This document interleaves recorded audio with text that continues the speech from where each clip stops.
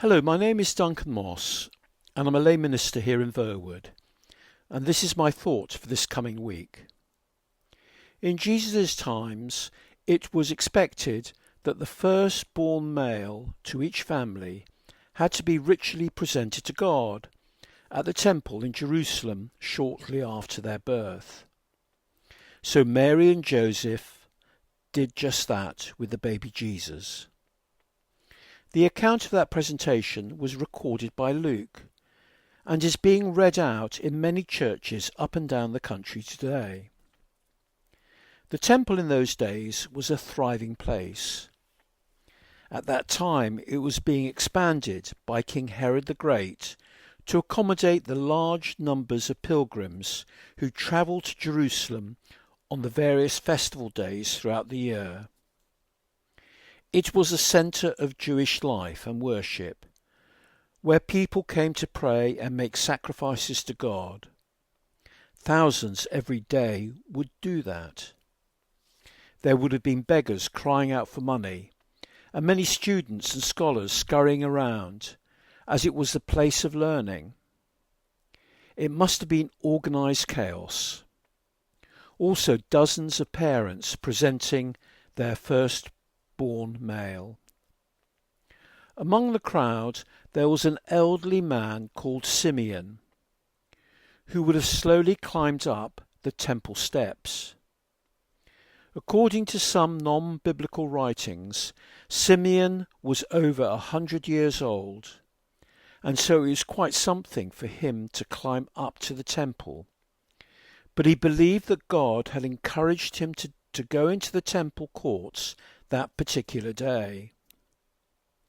As Mary and Joseph walked into the temple carrying Jesus, Simeon stopped them, looked at the child, and then began to proclaim to Mary and Joseph that the child that they were carrying was indeed the child of God.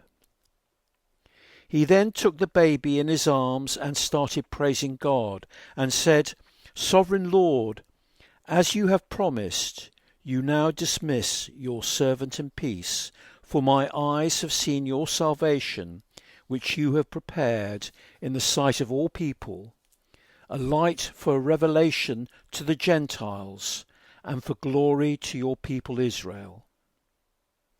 And then looking directly at Mary, he said, "This child is destined to cause the falling and rising of many in Israel, and he will be spoken against, and a sword will cut through your soul."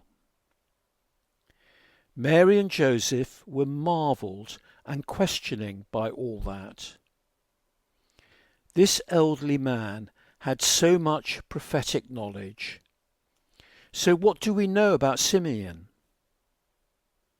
Being over 100 years old, he would have witnessed a lot of important history in Judea. Luke tells us that he was a devout man who was waiting for God to relieve Israel out of all its trials and tribulations, as it was under the rule of the Roman Empire and the evil King Herod.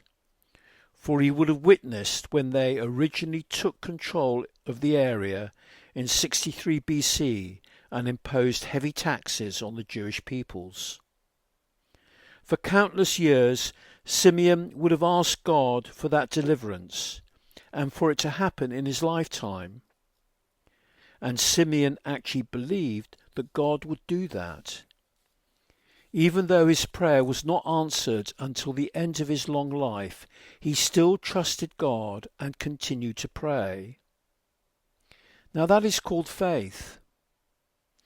This is so contrary to many of us nowadays who pray for something for a week or a month or even a year, and when it doesn't happen, we give up and get disappointed with God. While Simeon prayed for decades, with no certain assurance that it would come to pass in his lifetime. Scripture describes faith this way: faith is the assurance of things hoped for, the conviction of things not seen. It is faith that sustains us during really dark times. Dr. Martin Luther King Jr., in his very last sermon he preached, he said, "I have been to the mountaintop, and I have seen the other side. I have seen the promised land. I may not get there with you, but I know one day you will get there. I have seen it." The next day he was assassinated. He didn't get there, but he knew it would happen. We call that faith. And for some of us, that's all that sustains us, whether we're walking through the valley of the shadow of death and grief, or struggling for weeks or months or even years. It's faith, and that's what Simeon had when he made those declarations to Mary and Joseph. Thank you for listening.